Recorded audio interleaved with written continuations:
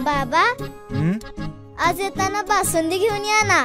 अगं कालच आपण आईचा वाढदिवस होता म्हणून आणली होती ना। ऐकलं, गोकुळची बासुंदी पुन्हा खावीशी वाटतेय। खरं सांगू, मलाही खावीशी वाटतेय। पुन्हा पुन्हा खावीशी वाटणारी गोकुळ बासुंदी। दीपावली लक्ष्मीपूजन दिवशी विराजमान झालेल्या वेंगुर्ले उभादांडा येथील श्री गणेश मंदिरातील गणपतीचं होळी पौर्णिमे अगोदर रविवारी रात्री तब्बल 4.5 महिन्यांनी ढोल ताशांच्या गजरात भजनाच्या साथीने भाविकांच्या उपस्थितीत सागरेश्वर समुद्रात विसर्जन करण्यात आलं।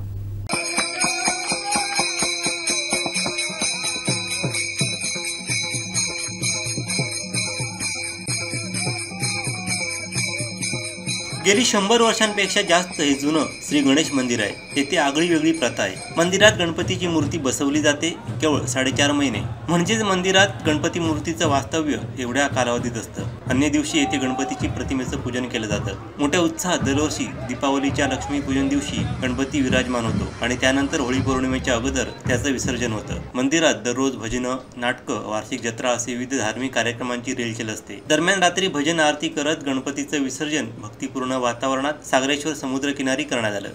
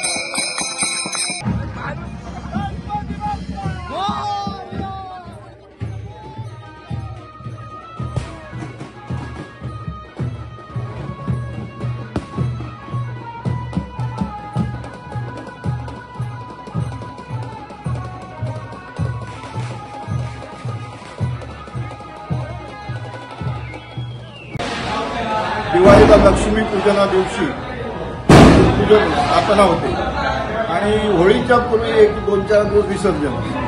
आमच्यात पांडेल घराण्याने केळुसकर आणि अणसूरकर असे ह्या घराण्यांपैकी तरी पूर्वजांनी पूजन केलेलं होतं त्याचं बाहेर, नंतर अगदी छोट्या स्वरूपात। नंतर हळूहळू अगदी 100 वर्ष झाल्यानंतर त्याला चांगली प्रसिद्धी मिळाली आणि आता मोठ्या प्रमाणात जसं दिमाखात उत्सव साजरा केला जातो।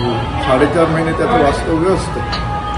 हे म्हणजे गणपती बाहेर काढल्यानंतर गणपतीच्या समोर एक 15-20 मिनिटं भजन होतं। त्यानंतर संपूर्ण असं वाडीतनं प्रदक्षिणा घालून वाघेश्वर मंदिर येथे पुन्हा तिथं थांबवलं जातं आणि पुन्हा भजन करून नंतर त्याचं पुढं सागरेश्वर किनारी जायला निघतं। सागरेश्वर किनाऱ्यासमोर म्हणजे सागरेश्वर मंदिरासमोर पुन्हा एकदा भजन आणि आरती होऊन नंतर मग विसर्जन मार्ग मोकळा होतो। आमचे दिवसभरातले सर्व अपडेट्स, ताज्या घडामोडी आणि थेट लाईव्ह पाहण्यासाठी सबस्क्राइब करा, लाईक करा कोकणचं नंबर 1 महा चॅनल कोकण 7 लाईव्हचं YouTube चॅनल।